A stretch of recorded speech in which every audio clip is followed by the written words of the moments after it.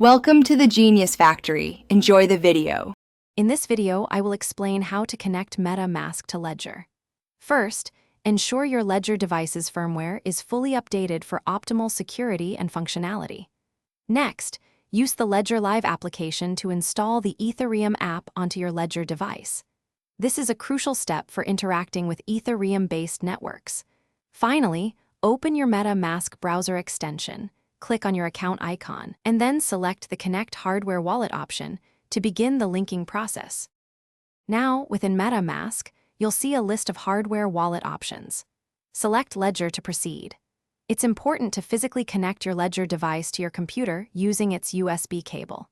Once connected, unlock your Ledger with your personal identification number, and then navigate to and open the Ethereum application on the device itself. Your Ledger screen should display application is ready when it's correctly set up for connection. After your Ledger is ready, MetaMask will present a list of Ethereum accounts associated with your Ledger device. Carefully review these accounts and select the one or multiple ones you intend to use with MetaMask. You'll typically see options like Ethereum 1, Ethereum 2, and so on. Once you've made your selection, MetaMask will prompt you to confirm this action.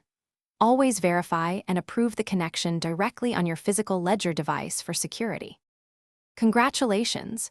Your Ledger account is now successfully connected and visible in MetaMask, clearly labeled as a Ledger account. Remember, while MetaMask acts as a convenient interface, your private keys remain securely stored offline on your Ledger device. This means every single transaction you initiate, whether sending tokens or interacting with decentralized applications, will require your physical confirmation on the Ledger. This two-factor authentication provides a robust layer of security for your digital assets. Thanks for watching. If you found this helpful, don't forget to like and subscribe.